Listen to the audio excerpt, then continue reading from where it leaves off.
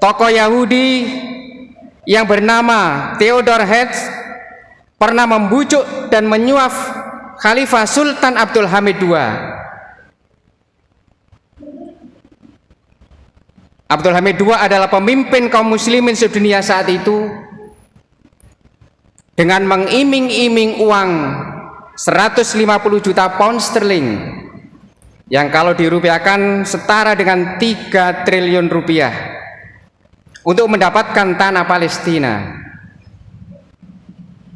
Tetapi apa yang dikatakan oleh Sultan Abdul Hamid II, dia adalah menolak dengan tegas, dan ia berkata, "Aku tidak dapat memberikan walaupun sejengkal dari tanah Palestina ini,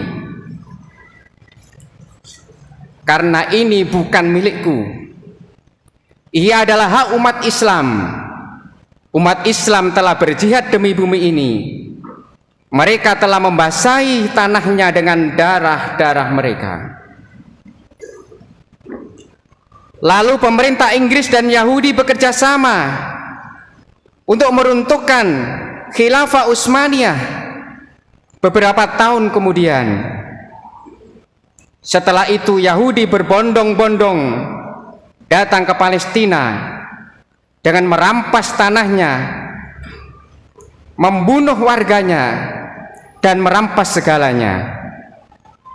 Yang akhirnya pada tahun yang tepatnya adalah 14 Mei 1948 berdirilah negara Israel. Hadirin jamaah Jumat rahimakumullah,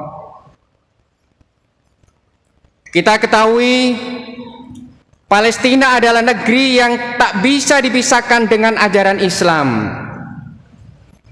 Syam yang di dalamnya termasuk Palestina adalah negeri yang diberkahi dan disucikan Allah Subhanahu wa taala. Allah Subhanahu wa taala berfirman, A'udzu billahi minasyaitonir rajim.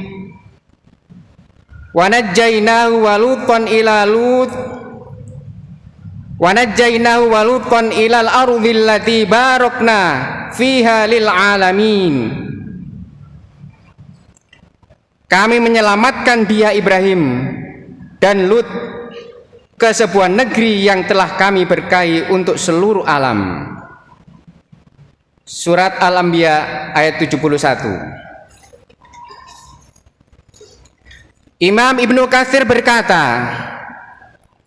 Allah memberitahukan tentang Ibrahim yang diselamatkan dari api buatan kaumnya dan membebaskan dia dari nerak mereka dengan berhijrah ke negeri Syam, tanah yang disucikan. Bahkan Rasulullah Shallallahu Alaihi Wasallam juga memberikan banyak pujian pada negeri Syam. Di antaranya, Tuba li Syam fakulna li ayyi dzalika ya Rasulullah. Qala li anna malaikatar rahmani basitatun ajnihataha 'alaiha. Keberuntungan bagi penduduk Syam. Kami bertanya, karena apa wahai Rasulullah? Beliau menjawab, karena para malaikat membentangkan sayap-sayap kepada mereka, yaitu kepada penduduk Syam. Hadis riwayat At-Tirmidzi. Di Palestina terdapat Masjid Al-Aqsa. Inilah kiblat pertama kaum muslimin dan tempat singgah perjalanan Isra Mi'raj Nabi Muhammad sallallahu alaihi wasallam.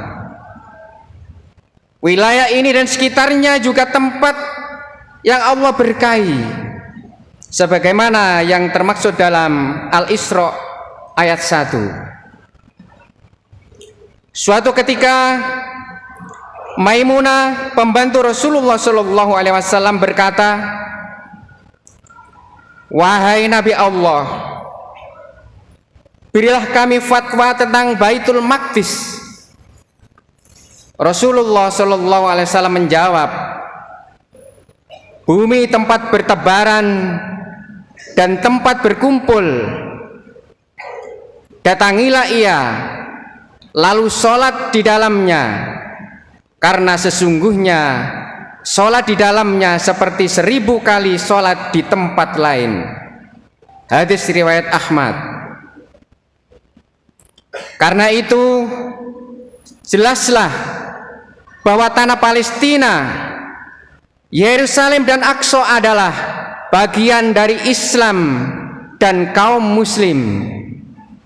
Sungguh kebodohan dan kampanye busuk yang menyatakan kalau Palestina ataupun Yerusalem bukan bagian dari Islam dan juga tidak punya kepentingan terhadap orang Islam di sana. Hadirin jamaah Jumat rahimakumullah, fakta lain menunjukkan bahwa pertama, wilayah Yerusalem menjadi bagian dari negeri-negeri Islam dengan status sebagai tanah Haraj sejak era kekhilafahan Umar bin Khattab radhiyallahu anhu pada tahun 637 Masehi. Khalifah Umar menerima penyerahan tanah tersebut dari uskup Yerusalem yang bernama Sopronius. Yang kedua, fakta yang kedua adalah kaum muslimin terikat dengan kaum Nasrani Yerusalem untuk melindungi negeri tersebut lewat perjanjian Umayyah. Dalam perjanjian tersebut, khilafah berkewajiban memberikan jaminan kepada kaum Nasrani baik terkait harta, jiwa, dan ibadah mereka. Khilafah juga diminta untuk tidak mengizinkan orang-orang Yahudi tinggal bersama kaum Nasrani dan kaum Muslim di Yerusalem. Khalifah Umar kemudian menjamin tidak ada satupun orang Yahudi yang lewat dan bermalam di wilayah tersebut. Maka haram hukumnya mengakui keberadaan negara Zionis di Palestina. Haram pula mengambil solusi dua negara yang diusulkan PBB dan negara-negara barat. Semua itu hakikatnya sama dengan mengakui keberadaan negara-negara Zionis di tanah air kaum muslimin. Perhatikanlah, dengan masih bercongkolnya kaum penjajah Zionis Israel inilah yang menjadi pangkal persoalan di tanah Palestina dan menyebabkan penderitaan kaum muslimin yang berkepanjangan. Sehingga solusinya tidak lain adalah hanya mengusir penjajah Israel dari Palestina, bukan berdamai dengan penjajah.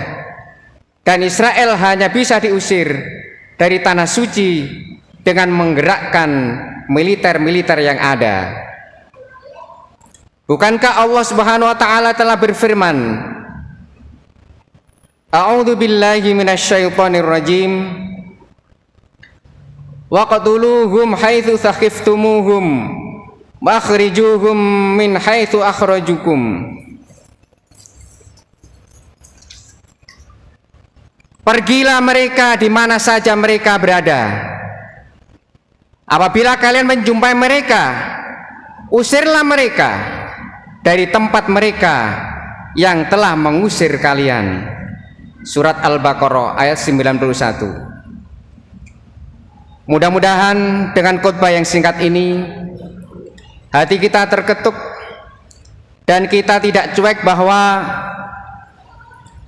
Palestina adalah bagian dari umat Islam yang tidak bisa dipisahkan, yaitu di antara 3 kota suci, yaitu Madinah, Makkah, dan Palestina yang dengan Masjidil Aqsa-nya. Barakallahu li wa lakum fil Qur'anil azim. Manafa'ani wa iyyakum bima fihi minal ayati wa dzikril hakim. Wa taqabbalallahu minna wa minkum tilawatahu innahu huwas samiul alim.